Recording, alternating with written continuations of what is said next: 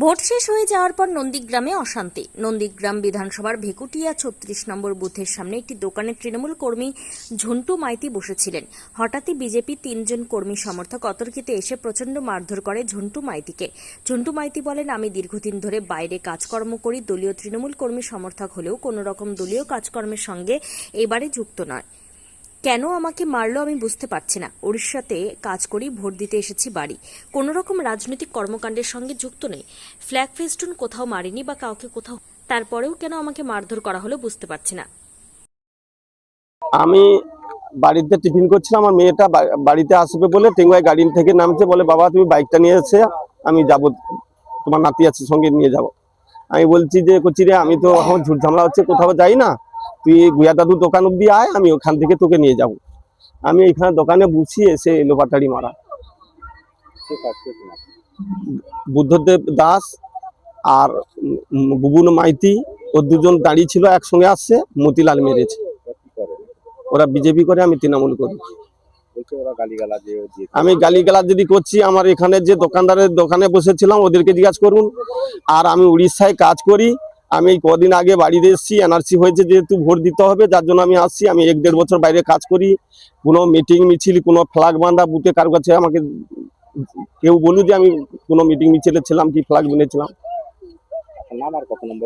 আমার নাম ঝন্টু মাইতি, 36 নম্বর বুথে, ঠিকানা উত্তর দিনাজপুর।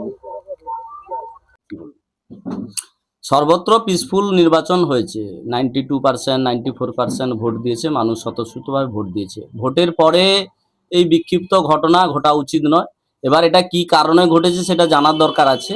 আমি যেটুকু খুঁজ নিয়ে দেখেছি, ওখানে ভোটের আগের দিন রাত্রে বা তার আগের দিন জেলে মারা পাশের বুথ আপনারা দেখেছেন, রাখরি ঘোড়া, শঙ্কর ধাড়া, শম্ভু ঘোড়া, তৃণমূলের এক ঝাঁক নেতৃত্ব সেখানে গন্ডগোল করেছিল।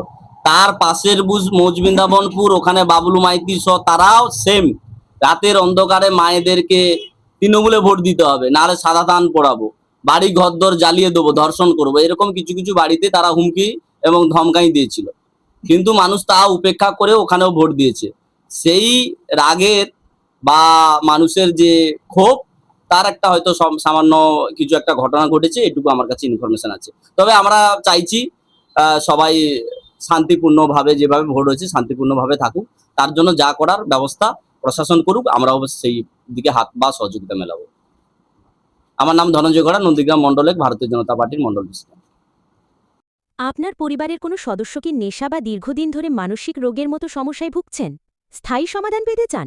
তাহলে আজই চলে আসুন গঙ্গারামপুর পুনর্জন্ম নেশামুক্তি কেন্দ্র, কালদিঘি হিমঘরের পাশে। এখানে নেশা, মানসিক রোগের চিকিৎসা, পুনর্বাসন, মেডিটেশন, যোগব্যায়াম, কাউন্সেলিং ও ডাক্তারের পরামর্শ দিয়ে রোগীকে সুস্থ করে তোলা হয়। আপনার প্রিয়জনকে সঠিক পথে ফিরিয়ে আনতে সর্বদা পাশে আছে গঙ্গারামপুর পুনর্জন্ম ডি অ্যাডিকশন সেন্টার এবং চ্যারিটেবল ট্রাস্ট। আমাদের ঠিকানা দক্ষিণ দিনাজপুর, গঙ্গারামপুর, কালদিঘি হিমঘরের পাশে। যোগাযোগ 8670149220।